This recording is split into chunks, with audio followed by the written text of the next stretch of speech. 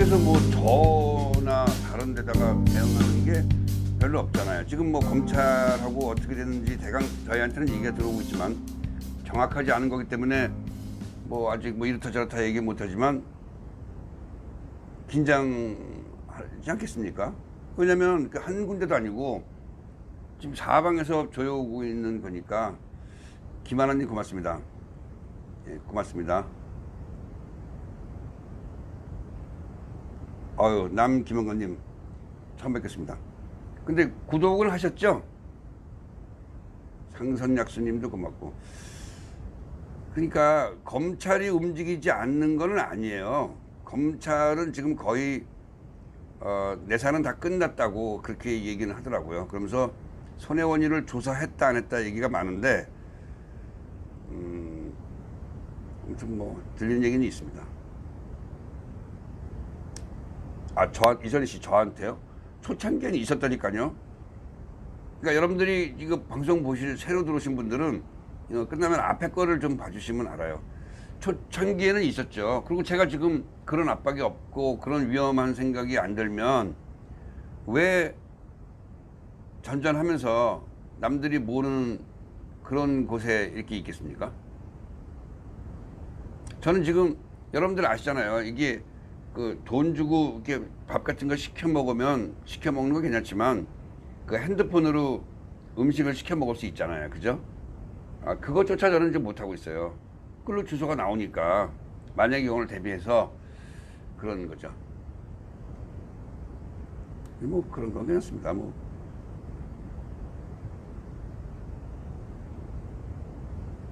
네, 김현성님 그러시군요. 근데 즐기긴 즐겨요. 일반 사람들 같으면 벌써 사단이 났고 벌써 해결이 되고 발표가 나오고 했어야죠. 지금 작년부터 시작돼갖고 1월 초부터 1월 한 말부터 검사가 저를 부르고 시작이 된 건데 이렇게 긴 시간 동안에 이런 여러 가지가 뭐 보훈처 그다음에 뭐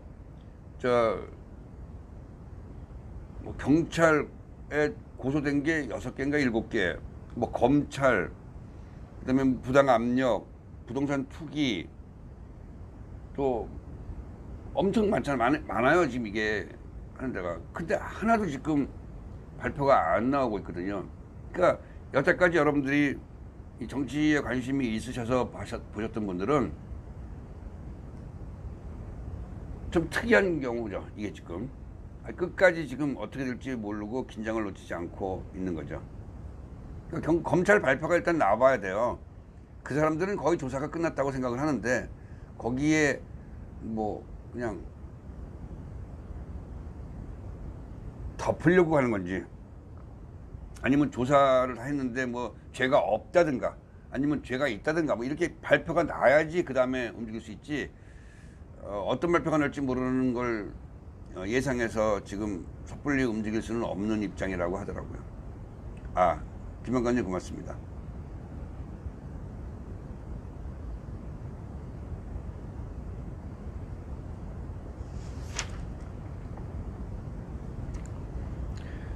저희 집에서 그 6번 신청했다가 떨어진 거는 아시죠? 그런 6번 신청했다가 떨어진 내용도 사실은 좀 잘못된 내용이 많이 있어요.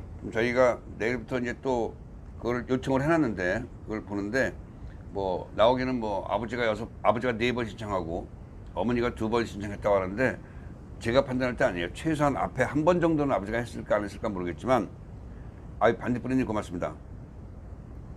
엄지척 5개. 예. 그럼 엄지척 5개면 이렇게 해야 되나요? 고맙습니다. 근데 아버지 성격에 이거 안 했을 겁니다. 제 판단에는 맞을 겁니다. 그러니까 난 지금도 손혜원이가 왜 이런 짓을 자기 그 스펙에다가 독립유공자 자손이라는 거를 하나를 만들기 위해서 이렇게 무리한 일을 저지를 정도로 무모했나 그런 생각을 하고 있는데 모든 게 가능하다고 생각을 하고 있었던 것 같아요. 적어도 이 정권 아래서 자기가 마음 먹으면 무엇이든지 할 수 있다라는 그런 오만과 그런 망상에 사로잡혀 있었던 것 같아요.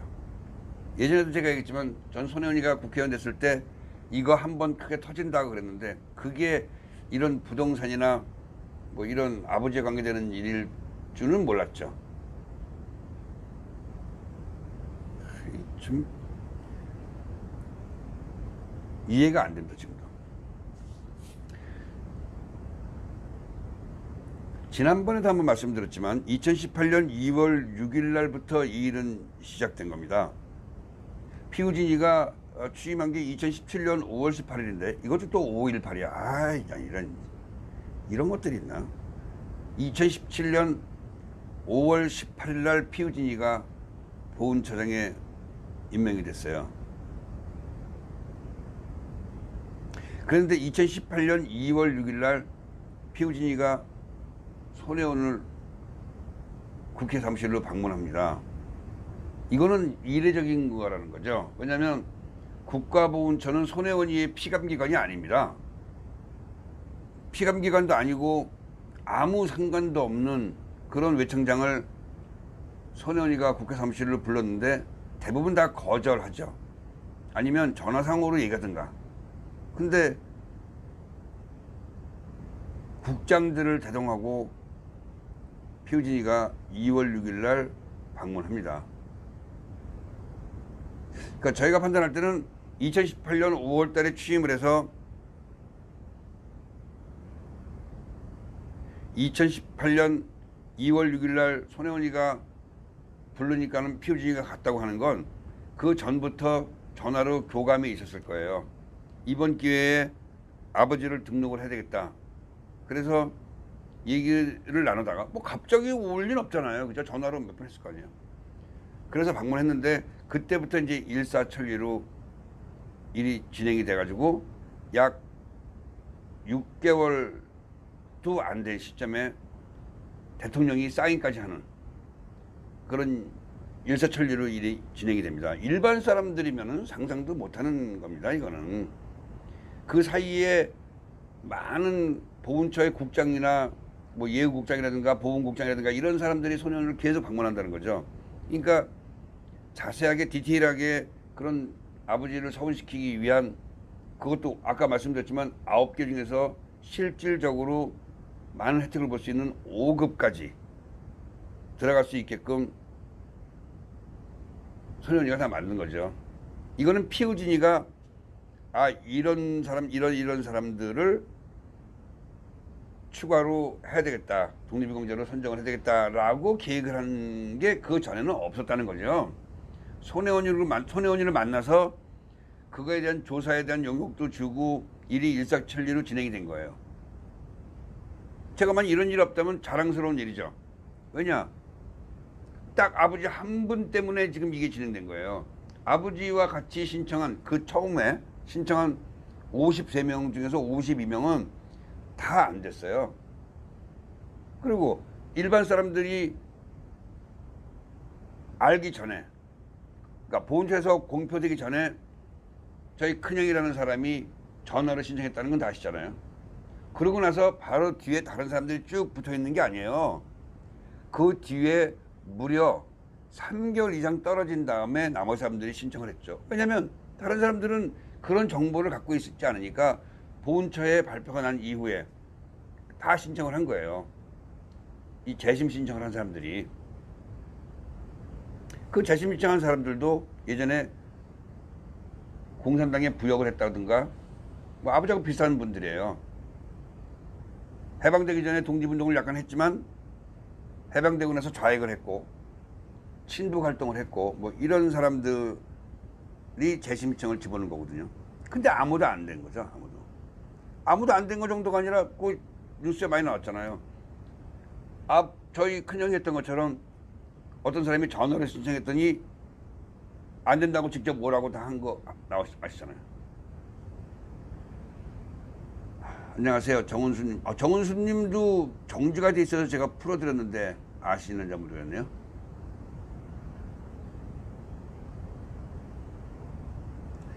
그랬어요. 김은중님은 이 사건 일어나기 전에 손혜원이를 싫어했군요.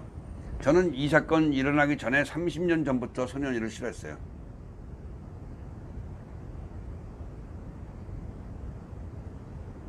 그러니까 제가 국회의원들 지금 빛나리님 말씀하시는 거는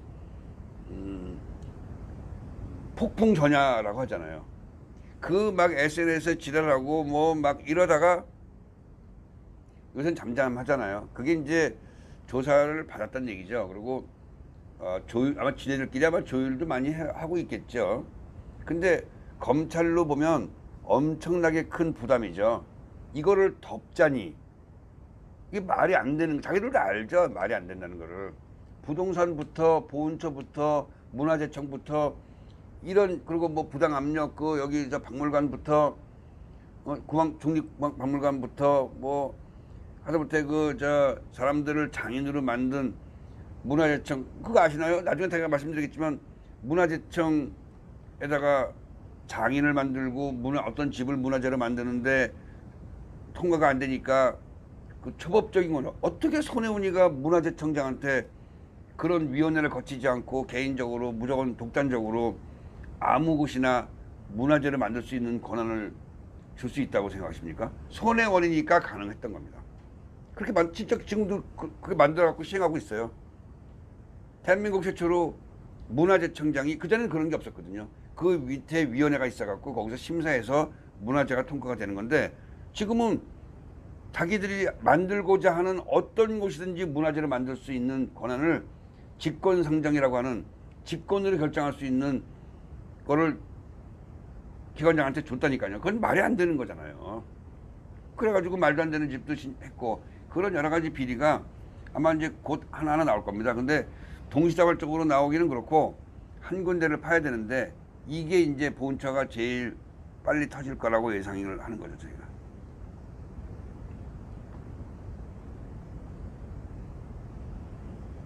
평소에 자기 주변 사람들이라는 건 이제 자기가 어떤 이용을 할 가치가 있는 사람들이나, 아니 뭐 돈이 많거나 뭐 지위가 높거나 뭐 이런 사람들한테 대하는 표정과, 가족들이나 자기 부하 직원, 자기 종업원 이런 사람들한테 대하는 표정 같은 건 여러분들이 진짜 모르실 거야. 저랑 살던 여자하고 통화할 때 전화가 오잖아요. 그러면 전화 받자마자 매일 짜증을 내는 거야. 내가 한번 이제 혼내려고 한번 그랬었는데, 제가 그걸 놓친 게 좀 아쉽긴 하지만, 왜 짜증을 내느냐. 여러분들 그거 아세요?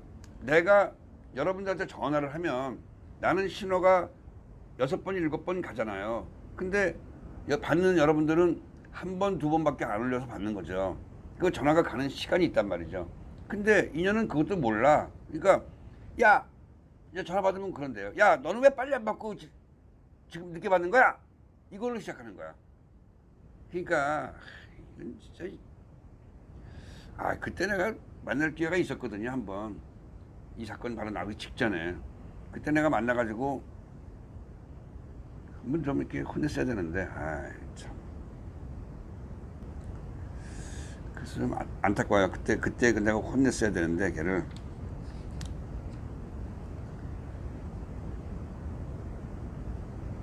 자, 여러분들 잘 들어보세요.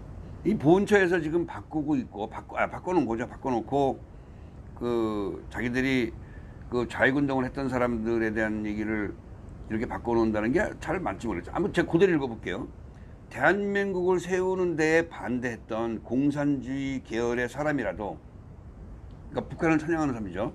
공산주의 계열의 사람이라도 일제 시기에 항일 운동을 한 경력이 있으면 독립운동가로 인정해야 되는 것. 이게 가능한 얘기인가요, 여러분? 독립운동한 기록이, 그러니까 해방 전에 독립운동한 기록이 좀 있으면 그 이후에 대한민국을 세우는데 반대했던 공산주의 사람들을 독립운동가로 지정한다. 지금 이제 논거가 이거예요. 이 지금 사단의 근거가 되는 게 바로 이 부분이야. 예전 법령 같으면 될 수가 없었으니까 그걸 바꾼 거란 말이에요. 항일운동의 종류도 여러 가지만 항일운동을 했다고 해서 독립을 한 이후에 북한을 찬양하고 북한 정권을 위해서 일하고 한국 정부에 반대했던 사람들을 독립유공자로 지정한다는 게 여러분들 상식에는 맞는 소린가요? 이걸로 저희 아버지도 됐고 김원봉이도 지금 하려고 하는 거예요. 이렇게 바꿔놓고 나서 이게 법률적인 근거죠, 이게. 그러니까 이런 엉터리 근거가 어딨냐고요. 그래서 나온 게 그럼 김일성도 되지 않느냐라는 얘기죠.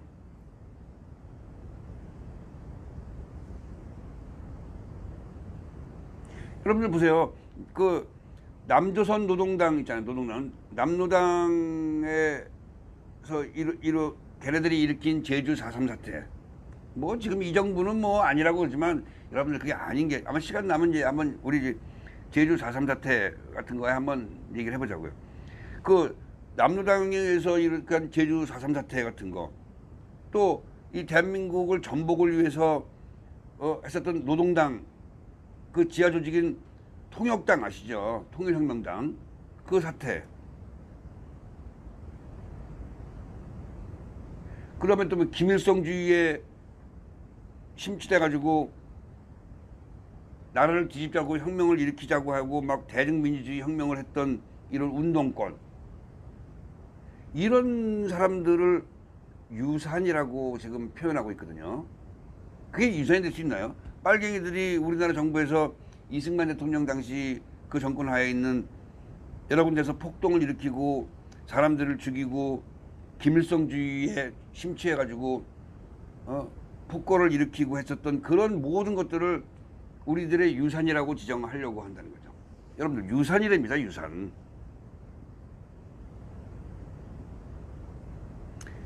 그러니까 이 피오진이가 빨갱이는 아니었던 것 같은데 왜 이렇게 갑자기 괴물로 변해가는지 그거는 진짜 모르겠네요.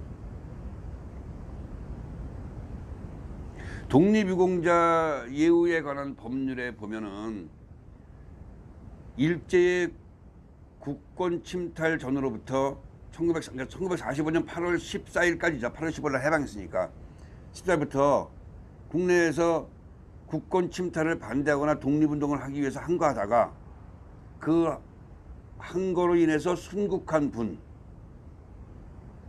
그런 사람들이 사실은 독립운동가에 대한 정의거든요.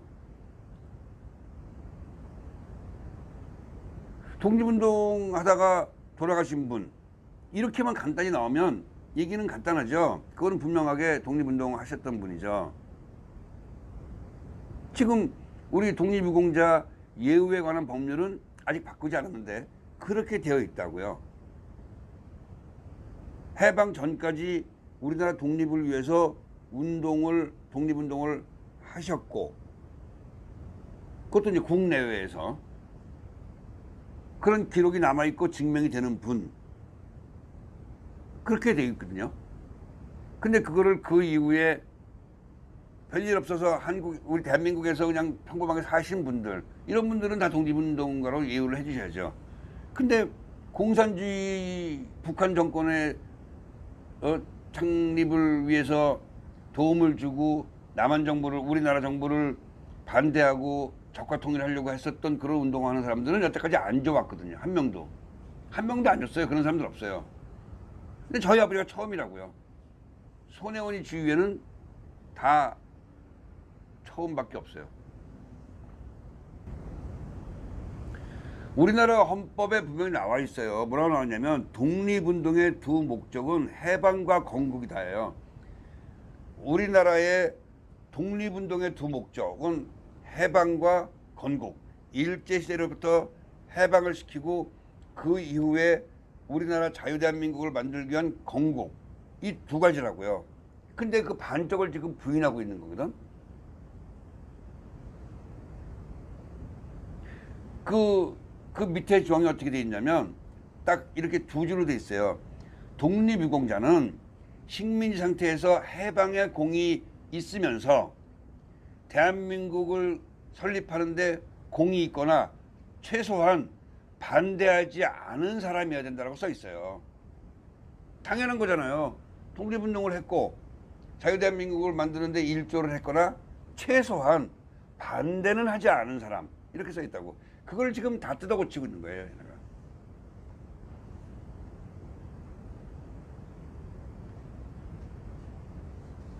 그러니까 이런 법률까지 바꿔서 법률까지 다 바꾸고 나중에 이제 헌법까지 올라가겠지만 그런 거를 지금 헌법까지 다 뜯어고쳐가지고 옛날에 우리가 빨갱이라고 부르는 그런 빨갱이 노릇하는 사람들을 다 독립유공자로 지정을 하려고 하는 것은 이건 정말 잘못된 거죠.